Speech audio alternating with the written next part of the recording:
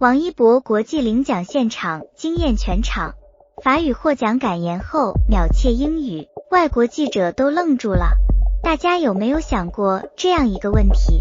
如果有一天，一位中国年轻艺人站上国际音乐大奖的领奖台，面对来自世界各地的媒体、评委和观众，他会如何介绍自己？是依靠翻译，还是简单说几句感谢的话？然而这一次，王一博给出了一个让很多人意想不到的答案。当全场掌声响起，当聚光灯照向领奖台中央的时候，王一博没有选择最熟悉的中文，而是直接用流利的法语完成了获奖感言。这一幕不仅让现场观众感到惊讶，也迅速在媒体圈引发热议。更让人没有想到的是，接下来发生的一幕才真正成为当天最受关注的话题。那么，王一博到底说了什么？为什么一个简单的采访环节会让不少外国记者重新认识这位来自中国的年轻艺人？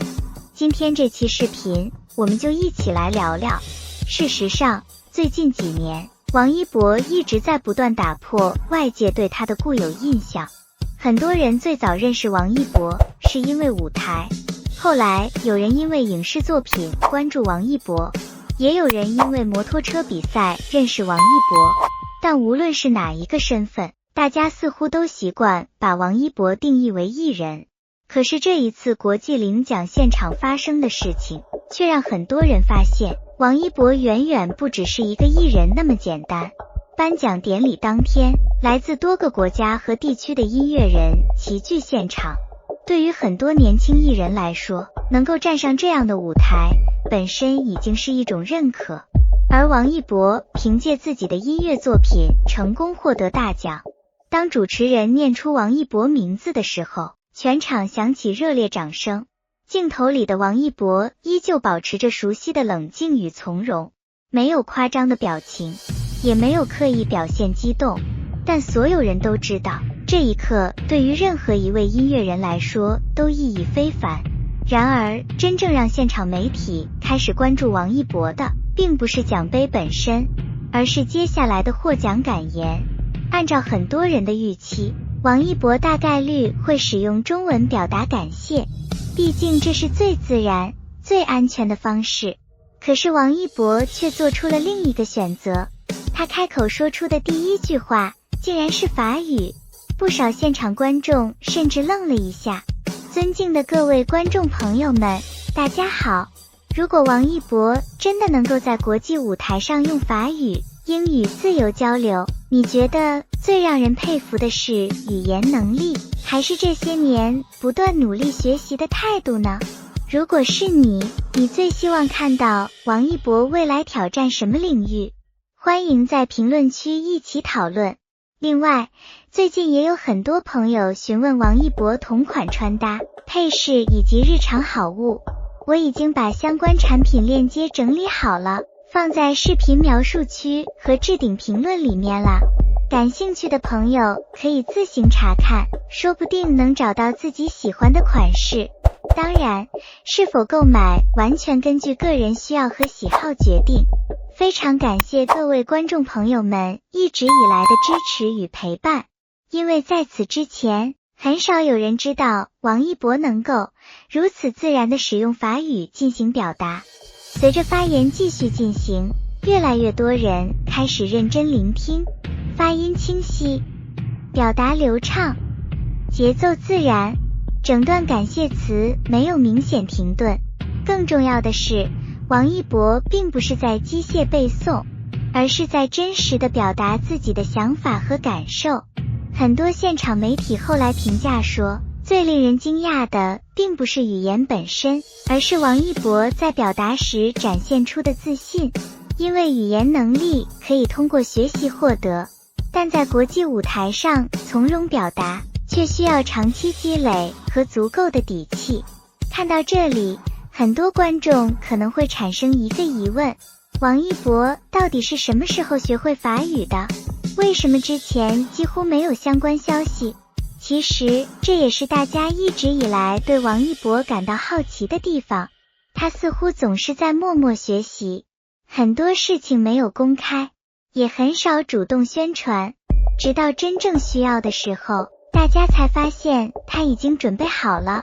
然而，故事并没有结束。如果说法语获奖感言已经让现场媒体感到意外，那么接下来的采访环节则让不少外国记者彻底改变了对王一博的印象。在媒体采访区，一位外国记者主动向王一博提问。聊天过程中，这位记者忽然带着好奇问了一句：“你会说英语吗？”也许在记者看来，这只是一个很普通的问题，但谁都没有想到，王一博听完问题后，没有任何准备动作，也没有请求翻译帮助，而是直接切换成英语开始回答。整个过程自然得就像日常交流一样。记者明显愣了一下，周围媒体也出现短暂安静，因为他们没有想到，刚刚用法语完成获奖感言的王一博，竟然还能如此顺畅地使用英语交流。那一刻，很多人讨论的焦点已经不再是奖项本身，而是王一博这些年究竟做了多少大家看不到的努力。很多人开始重新思考一个问题：这些年，大家究竟低估了王一博多少？因为如果仔细回顾王一博的成长经历，会发现一个非常有意思的现象。无论是舞蹈、音乐、影视还是赛车，王一博几乎每进入一个新的领域，都会面对质疑。刚开始演戏的时候，有人说王一博只是偶像；开始参加职业赛车比赛的时候，也有人认为那只是兴趣爱好。后来王一博不断拿出成绩，大家才逐渐改变看法。而如今，当王一博能够站在国际舞台上，用不同语言与来自世界各地的人交流时，很多人又发现了他的另一面，那就是持续学习的能力。其实娱乐圈从来不缺有天赋的人，真正稀缺的是能够长期坚持学习的人。因为学习本身是一件很枯燥的事情，尤其对于已经拥有巨大关注度的艺人来说，工作、拍戏、录节目、商业活动，每天的时间都被安排得满满当当。在这样的情况下，还能抽出时间学习一门新的语言，甚至能够达到公开交流的程度，背后付出的努力可想而知。而这恰恰也是很多粉丝最佩服王一博的地方，他从来不会把努力挂在嘴边，更多时候王一博都是用结果说话。你不会经常听到他说自己有多辛苦，也不会看到他刻意展示学习过程，但是等到某一天，当机会来临的时候，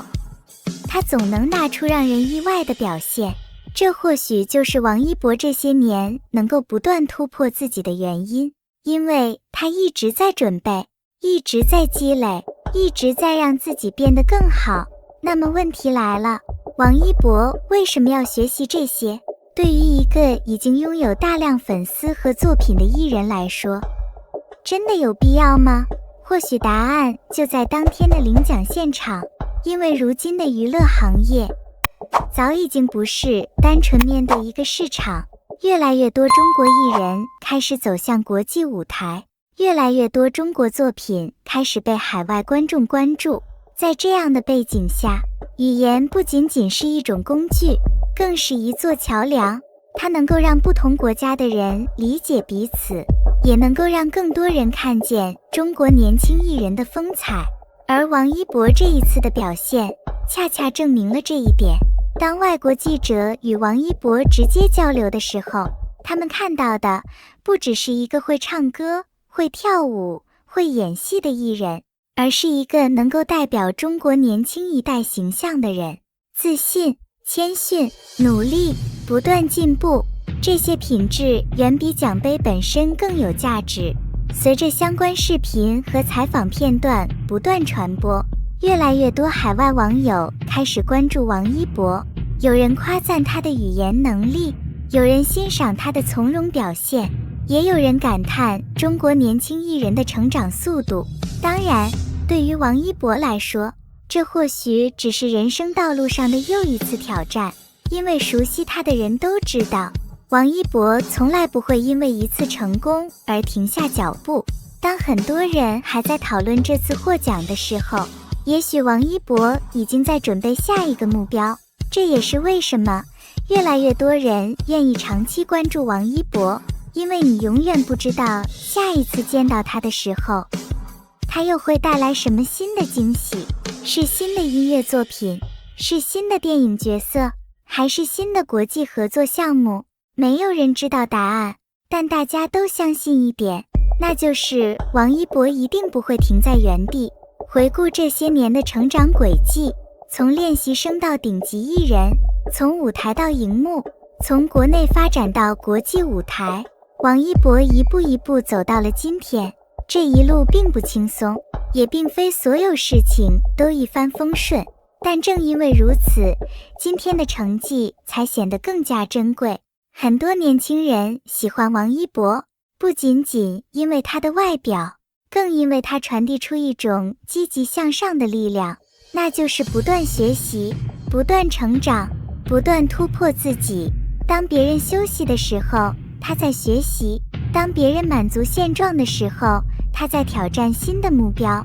当别人停下脚步的时候，他还在向前走。这样的精神，也许才是王一博最值得大家学习的地方。而这次国际领奖现场发生的一切，无论是法语获奖感言，还是英语采访交流，其实都只是一个结果。真正值得关注的是结果背后那些看不见的努力，因为所有令人惊艳的瞬间，背后都藏着无数个默默坚持的日子。所以，当越来越多国际舞台向中国艺人敞开大门的时候，我们也有理由相信，王一博未来还会出现在更多重要场合，让更多人认识中国青年艺人的实力与风采。也许未来的某一天，王一博会带着新的作品站上更大的国际舞台，获得更多人的认可。而对于喜欢王一博的人来说，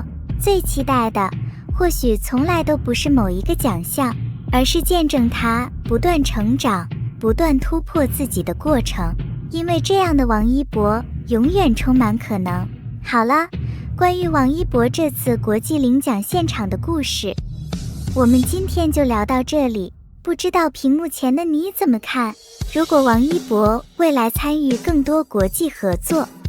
你最期待看到他挑战什么领域？你觉得王一博最让人佩服的地方是什么？欢迎把你的想法留在评论区。如果喜欢今天的视频，请记得点赞、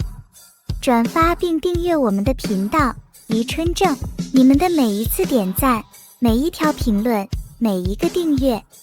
都是我们持续创作的动力。关注黎春正，一起见证王一博未来更多精彩时刻。我们下期视频再见。王一博真的要去好莱坞了吗？国际大奖之后，一个更大的舞台正在向他打开。大家有没有想过这样一个问题？如果有一天，王一博不再只是活跃在中国影视圈，而是真正出现在好莱坞电影的海报上，会是什么样的画面？当很多人还在讨论王一博下一部电视剧是什么，下一部电影什么时候上映的时候，另一个消息却悄悄引发了无数粉丝的关注。据传，在获得国际音乐大奖之后，王一博正在迎来事业上的一次重大转折。越来越多国际品牌开始主动寻求合作，越来越多海外媒体开始关注这个来自中国的年轻艺人，甚至有消息称，王一博未来可能前往美国参与电影项目拍摄。如果这一切真的发生，那么王一博的人生轨迹或许将迎来一次真正意义上的升级。今天这期视频，我们就来聊聊国际大奖之后的王一博到底正在经历什么，而他的未来又会走向哪里？很多人第一次认识王一博是因为舞台，有人喜欢他的舞蹈，有人喜欢他的歌曲，有人喜欢他的影视作品，但这些年一路走来，王一博早已经不再只是一个单纯的偶像艺人。回头看看他的成长轨迹，你会发现一个很有意思的现象：每当外界认为他已经到达一个高度的时候，王一博总会进入新的领域。当大家觉得他是舞者的时候，他开始拍戏；当大家认可他的演员身份之后，他又成为职业赛车手；当外界以为他会专注影视发展的时候，他又开始探索纪录片和户外领域。这种不断突破舒适区的选择，也成为王一博这些年最鲜明的标签之一。而最近发生的一件事，再次让所有人开始重新审视他的未来，那就是国际音乐大奖。对于很多艺人来说，获奖是一种荣誉，但对于王一博来说，这次国际认可带来的意义，或许远远不只是一个奖杯那么简单。因为奖项背后代表的是国际市场的关注，代表的是海外行业对于中国艺人的重新认识，更代表着王一博的影响力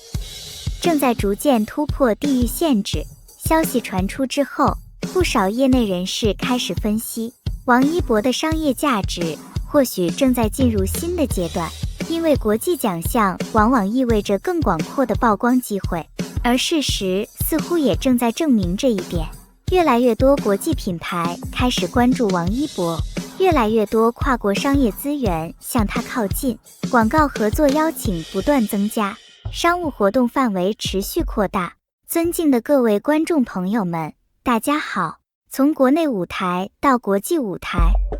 王一博这一路的发展速度确实让很多人感到惊喜。如果这次真的能够进一步打开好莱坞市场，对于王一博来说，或许会是一个全新的开始。当然，关于葛莱美大奖、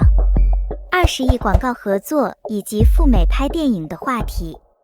大家也有不同看法。如果是你觉得王一博未来最有可能在哪个领域取得更大的突破呢？欢迎留言一起讨论。另外，也有不少朋友经常私信问我，王一博同款穿搭、帽子、墨镜、背包以及日常好物，我已经把相关产品链接整理好了，放在本视频描述区和置顶评论下面了。感兴趣的朋友可以自己去看看，说不定能找到喜欢的款式。感谢大家一直以来的支持与陪伴，这一切都说明一个现实，那就是王一博的名字已经不仅仅停留在国内市场。此时此刻，很多观众可能会问，为什么偏偏是王一博？娱乐圈优秀艺人很多，为什么国际市场会开始关注王一博？答案其实并不复杂，因为王一博身上同时具备几种非常特殊的条件。首先，他拥有演员身份；其次，他拥有歌手身份，同时他还是专业舞者和职业赛车手。这样丰富的个人经历本身就拥有很强的话题性。更重要的是，王一博拥有极强的个人辨识度，无论是影视作品，还是舞台表演，甚至是赛车比赛，观众总能第一时间认出他。而这种辨识度恰恰是国际市场非常看重的东西。与此同时，王一博背后还有一个巨大的优势，那就是全球粉丝群体。这些年，随着影视作品不断传播，王一博已经拥有数量庞大的海外支持者。亚洲市场如此，欧美市场同样如此。对于国际影视项目来说，演员自身拥有全球影响力，无疑会成为重要加分项。而就在这种背景之下，有关王一博未来可能参与美国电影项目的消息开始不断出现。虽然目前还没有官方确认，但这个话题已经迅速引发讨论。有人兴奋，有人期待，当然也有人担心，因为大家都知道，进入国际市场从来不是一件简单的事情。语言、文化、表演方式、市场环境，全部都是新的挑战。那么问题来了，如果王一博真的前往美国拍摄电影，他能够适应吗？面对这个问题，很多粉丝反而表现得非常有信心，因为回顾王一博过去这些年的经历，你会发现他最擅长做的事情就是不断适应新的挑战。刚开始学习舞蹈的时候，没人知道他能否成功，后来他成功了。进入影视圈的时候，也有人质疑他的演技，后来他用作品证明了自己。成为职业赛车手的时候，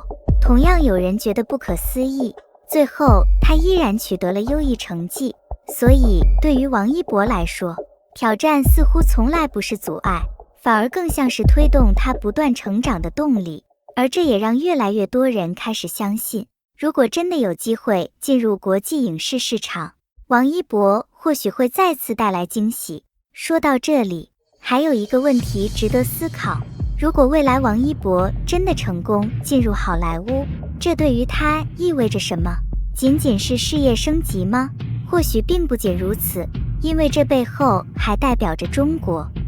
年轻演员影响力的进一步扩大。过去很多年，国际市场对于中国演员的认知相对有限，但随着越来越多优秀艺人走向世界，这种情况正在逐渐改变。而王一博恰好处于这一时代背景之中，他的成长不仅仅属于个人，某种程度上也代表着中国年轻演员不断走向国际舞台的过程。当然，我们也必须保持理性。目前关于美国电影项目的消息，大多数仍然来自网络传闻，最终是否成型，什么时候启动，具体合作内容是什么，都需要等待官方公布。但即便如此，这些讨论本身已经说明了一件事，那就是外界对于王一博未来发展的期待正在越来越高。因为大家知道，一个真正优秀的艺人从来不会停留在原地，而王一博这些年的经历也一次又一次证明了这一点。从舞台到影视，从影视到赛车，从国内到国际，他的每一步看似突然，其实都建立在长期积累之上。所以无论未来是否真的进入好莱坞，无论是否真的前往美国拍摄电影，有一点已经越来越清晰，那就是王一博仍然处于事业上升期，他的潜力远远没有被完全释放。未来的王一博还有更多可能，也许下一次出现在大家面前的时候，他带来的将不只是新的作品，而是一次更大的突破。让我们一起期待那一天的到来。好了，以上就是今天的视频内容。对于王一博未来是否会进军国际影视市场，你怎么看？如果王一博真的出演美国电影，你最期待看到他挑战什么类型的角色？欢迎把你的想法写在评论区。如果你喜欢今天的视频，请记得点赞、分享、订阅我们的频道。黎春正，王一博真的要成立娱乐帝国了，500亿博销传媒曝光，娱乐圈要变天了吗？最近这段时间，娱乐圈突然出现了一个让无数人震惊的话题，而这个话题的中心依旧还是那个名字王一博。有消息爆料，王一博正在筹备一家全新的娱乐传媒公司，名字叫博销传媒。最让网友震惊的是，据说这家公司不仅注册资金高达500亿，还计划签下20位顶流艺人。消息一出来，整个网络瞬间炸开了，很多人第一反应甚至是不敢相信，500亿签约20位顶流，这真的是王一博准备做的事情吗？还是说这只是娱乐圈的一次夸张爆料？但不管真假，有一点已经很明显，那就是现在的王一博早已经不是大家印象里那个单纯站在舞台上的偶像艺人了。这些年，王一博到底变成了什么样的人？仔细回头看看，真的会发现很可怕。唱歌、跳舞、演戏、主持、赛车、时尚、电影、国际品牌合作，几乎每一个领域，他都留下了自己的名字。更关键的是，很多艺人可能只是短暂拥有热度，但王一博最特别的地方是他的影响力一直在持续扩大，而且这种影响力已经慢慢不只是粉丝层面的喜欢，甚至开始影响整个行业。尊敬的各位观众朋友们，大家好。如果是你觉得王一博未来会不会成为娱乐圈真正的全能型艺人呢？欢迎留言一起讨论。另外，最近也有很多朋友在问王一博同款穿搭、帽子、外套还有日常风格单品，我顺便把一些整理好了，放在视频描述区和下面评论区啦。感兴趣的话可以自己去看看，说不定能找到自己喜欢的风格。非常感谢各位观众朋友们，很多人可能还记得最早的时候，大家对王一博的印象其实更多是偶像，甚至那时候还有很多人怀疑王一博真的能在娱乐圈走这么远吗？可后来大家发现他没有停下来，别人休息的时候他在练舞，别人拍综艺的时候他在练赛车，别人靠流量曝光的时候他已经开始挑战电影。一步一步，王一博把很多别人不敢碰的领域全都尝试了一遍。而现在，如果博销传媒真的成立，那意味着什么？意味着王一博可能已经不满足于做台前艺人，他开始真正进入娱乐产业背后。其实娱乐圈最可怕的，从来不是红，而是掌握资源。很多艺人一辈子都只是作品里的主角，但真正能改变行业格局的人，往往是那些开始布局幕后的人。所以现在很多网友都在讨论，王一博是不是准备正式自立门户了？因为这些年关于王一博和公司的关系，其实一直都有各种猜测，尤其是当他越来越重视个人作品、原创内容、国际路线之后，很多人已经感觉到王一博的路线正在和传统偶像艺人慢慢拉开距离。而这次最让大家震惊的，其实还不是公司，而是音乐。有爆料称，王一博正在组建自己的幕后创作团队，甚至已经开始接触业内很多顶级音乐制作人。而其中最让网友震惊的一个名字就是周深。没错，很多人看到这里的时候，第一反应就是，如果王一博真的和周深合作，会发生什么？一个是舞台表现力极强、节奏感非常特别的王一博，一个是声音辨识度极高、情感穿透力极强的周深。这两个人如果真的合作原创音乐，画面简直不敢想。甚至已经有很多网友开始提前幻想，会不会直接诞生年度爆款歌曲？会不会打开华语音乐新的风格路线？会不会出现真正面向国际市场的中文音乐作品？但与此同时，争议也开始越来越大，因为很多人觉得500亿投资这个数字实在太夸张了。甚至还有网友直接表示，这已经不像娱乐公司了，更像资本集团。而且签约20位顶流艺人这件事听起来难度也非常大，毕竟真正的顶流艺人本身就拥有极强资源和团队。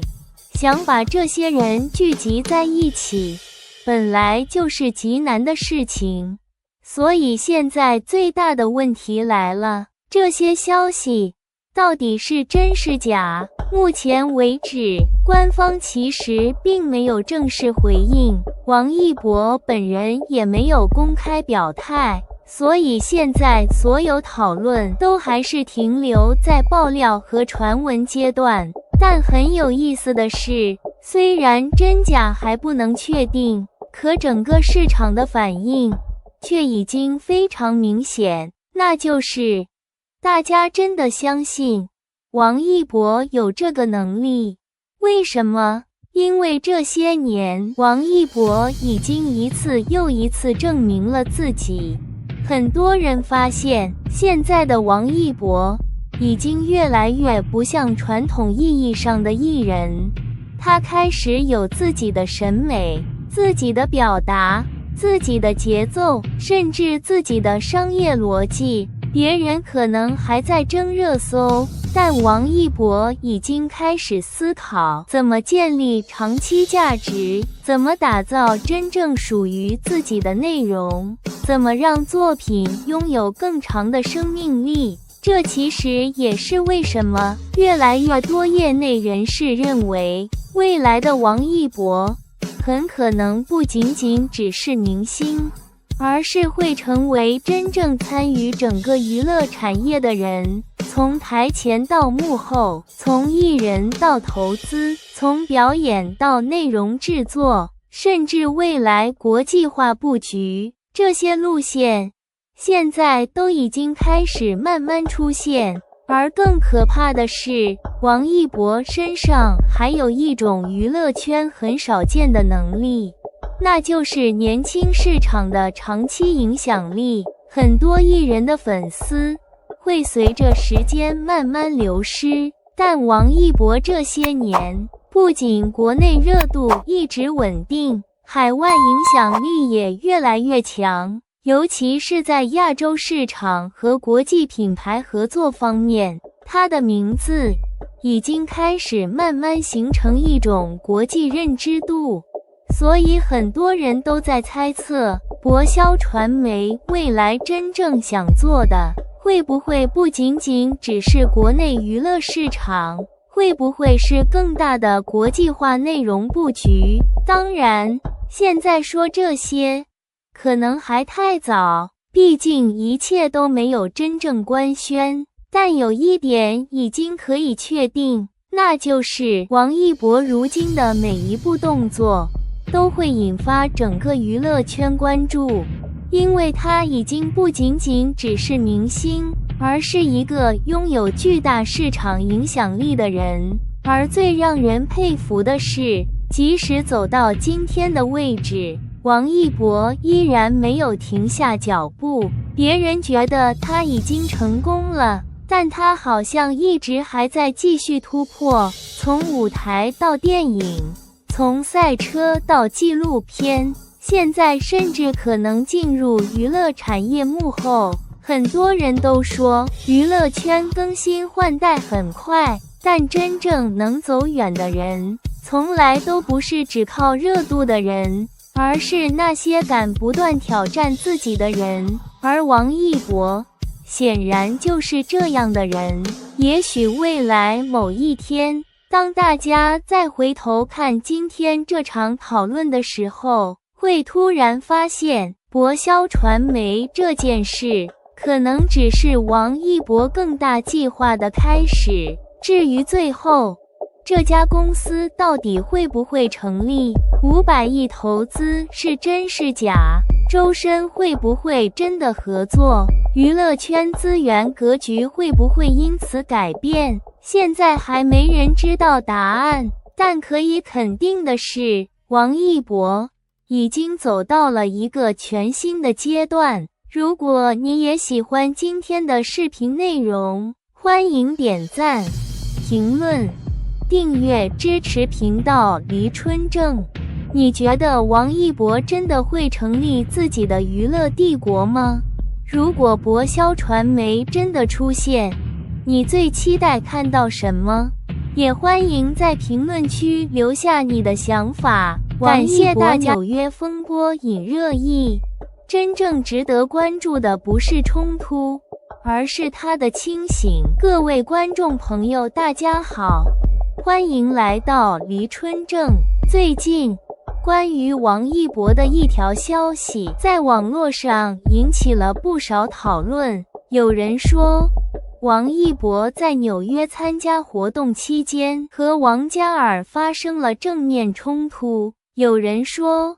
两个人因为工作安排、资源竞争和节目问题出现分歧，甚至还有一些说法把肖战和湖南台也牵扯了进来，说事情已经越闹越大，听起来是不是很刺激？但是问题来了，这些内容到底是真的，还是被过度解读了？王一博真的在现场发火了吗？王嘉尔真的公开指责他了吗？肖战真的出面支持王一博了吗？湖南台又是否真的卷入了这场所谓的风波？今天这期视频，我们不盲目跟风，也不随便下结论，我们就从这个话题出发，聊一聊这场传闻背后真正值得大家思考的东西。因为有时候娱乐圈最热闹的地方未必最接近真相。最近这段时间，王一博的名字一直没有离开大众视线，不管是活动现场、海外商务、影视作品、纪录片，还是赛车相关内容，只要和王一博有关，总能很快引发讨论。这其实也说明了一件事，王一博的关注度依然很高。一个艺人如果没有热度，外界不会反复讨论他；一个艺人如果没有影响力，任何风吹草动也不会被放大成大新闻。所以这次所谓的纽约风波，表面上看是在讲王一博和王嘉尔之间的关系，实际上更像是把明星热度、粉丝情绪、平台资源和娱乐圈竞争全部放在了一起。也正因为如此，才让这个话题一下子变得复杂起来。先说第一个焦点，王一博和王嘉尔是否真的发生了冲突？目前来看，网络上的说法很多，但真正可以确认的信息并不多。有些内容用了现场目击圈内人士透露真实内幕这样的说法，但并没有看到明确的视频证据，也没有看到双方团队的正式回应，这就让事情变得很微妙。如果没有直接证据，那我们就不能把传闻当成事实。王一博这些年参加过很多大型活动，也经历过很多复杂场面，他给人的印象一直是比较冷静、克制，不太喜欢用语言制造冲突。王嘉尔同样也是在国际舞台上发展多年的艺人，他也很清楚公开场合的分寸。所以如果说两个人真的在纽约活动现场发生非常激烈的正面冲突，这件事本身就需要更可靠的信息来支撑。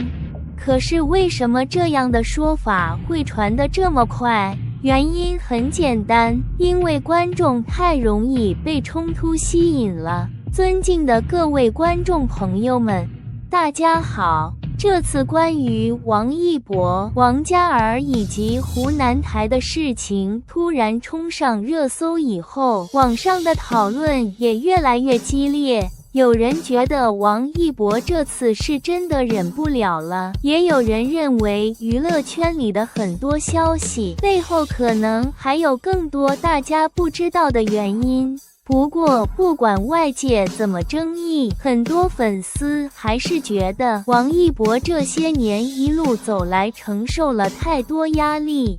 如果是你，面对外界误解和争议的时候，你会选择沉默，还是会站出来回应呢？欢迎大家留言讨论。另外，也有很多朋友最近一直在问王一博同款外套、帽子和日常穿搭风格，我顺便把一些大家问的比较多的同款风格整理好了，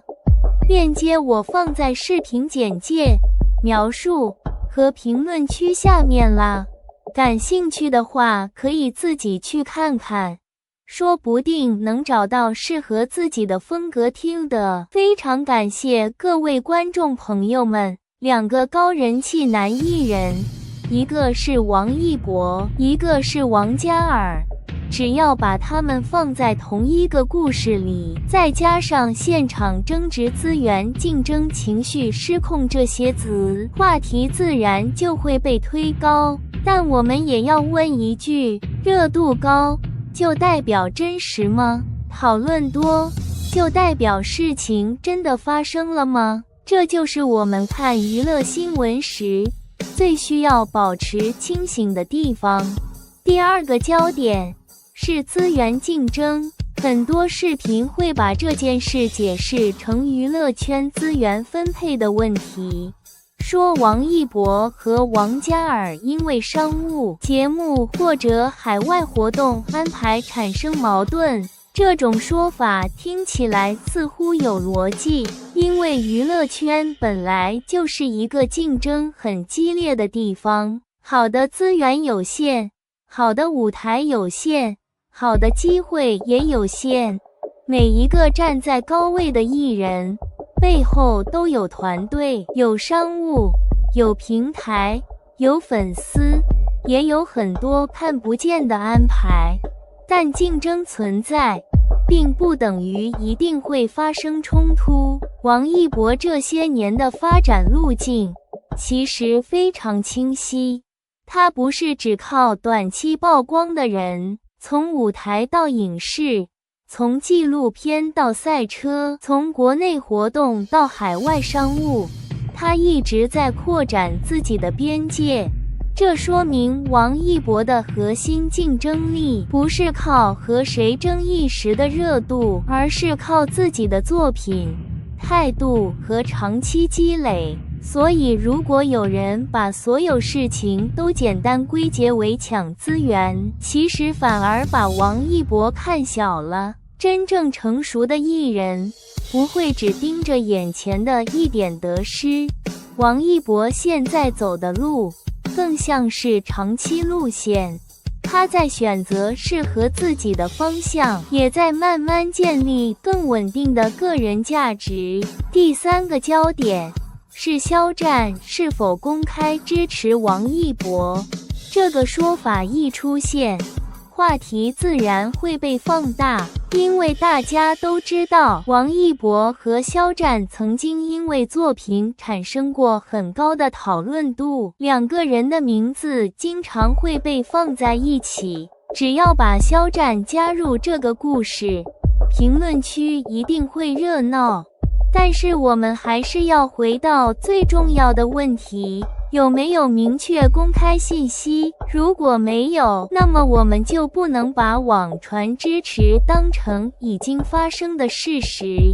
其实对于肖战也好，王一博也好，他们现在都有各自非常清晰的发展方向。王一博在不断探索新的领域，肖战也在通过作品证明自己的成长。两个人都已经不再是当年刚刚被推到流量中心的状态，他们都在用自己的方式往前走。所以与其反复制造所谓的站队话题，不如尊重他们各自的努力。真正喜欢王一博的人应该更关心他的作品、他的状态、他的选择，而不是被各种没有证据的情绪话题带着走。第四个焦点是湖南台是否卷入这场风波。这个说法同样很容易吸引关注，因为一旦牵扯到平台，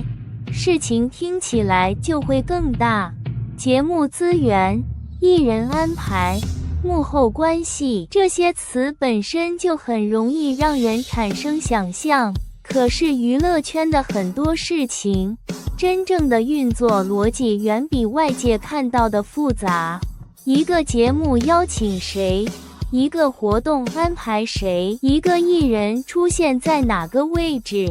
背后可能有档期、合同、品牌、平台策略、团队沟通等很多因素。如果没有明确证据，我们很难判断平台是否真的存在问题。把所有事情都归结为某个平台偏向谁，或者谁被不公平对待，其实并不严谨。当然，观众会讨论，是因为大家在意王一博，大家希望他被公平对待，也希望他的努力被看见。这种心情可以理解，但越是在这种时候，越需要理性。因为真正支持王一博，不是把每一个传闻都当成战场，而是相信他的能力，相信他的判断，也相信他一直以来用行动证明自己的方式。说到这里，整件事真正的高潮，其实不是所谓的纽约冲突本身，而是王一博为什么每一次都能成为话题中心。答案很简单，因为他身上有一种很少见的矛盾感。他安静，但不弱；他话不多，但存在感很强。他不喜欢解释太多，却总能用结果回应质疑。从出道到现在，王一博经历过很多讨论，也经历过很多误解。有人质疑他的表演，他就用角色去证明；有人质疑他的赛车，他就认真训练，真正站上赛道；有人质疑他的选择，他就继续按照自己的节奏往前走。所以这次纽约风波，无论最后真相如何，他都再次证明了一点：王一博从来不是靠争吵留在大众视线里的人，他真正被大家记住，是因为他一直在做事。一个艺人最难得的地方，不是永远没有争议，而是在争议中还能保持自己的方向。王一博做到了。那么这场风波的结到底在哪里？我觉得有3个层面。第一，不要轻易相信没有证据的所谓内幕。任何涉及艺人冲突的内容，如果没有官方回应，没有完整视频，没有可靠来源，都应该谨慎看待。第二，不要把王一博放进情绪化的故事里消耗。他这几年的发展已经很清楚了，他要做的不是参与无意义的争论，而是继续完成自己的作品，拓宽自己的道路。第三，真正的支持是把注意力放回王一博本人，关注他的作品，关注他的成长，关注他每一次认真做出的选择。对于王一博来说，最好的回应从来不是解释，而是继续往前走。他不需要靠冲突证明自己，也不需要靠传闻维持热度，因为王一博本身就已经有足够强的影响力。回头看这次所谓的纽约风波，其实更像是一面镜子，它照出了娱乐圈话题传播的速度，也照出了粉丝情绪被牵动的程度。但真正值得肯定的是，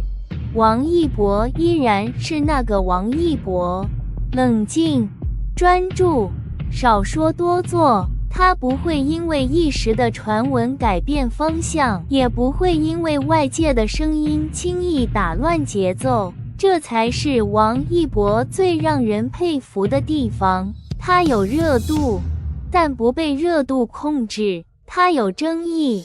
但不被争议拖着走，他有自己的路，也有继续走下去的底气。所以不管这次风波最后如何发展，我们都应该多一点理性，多一点耐心，也多一点对王一博的信任。真正优秀的人，时间会替他说话；真正有实力的人，作品会替他说话。而王一博正是这样的人。如果你也认同今天的观点，欢迎在评论区说说你的看法。你觉得这次纽约风波是真有其事，还是被过度放大了？你认为王一博面对外界传闻时，最让你佩服的地方是什么？欢迎留言讨论，也别忘了点赞、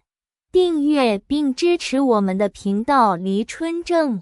我们会继续为大家带来更多关于王一博的深度观察、理性分析和精彩内容。感谢大家一路支持，我们下期再见。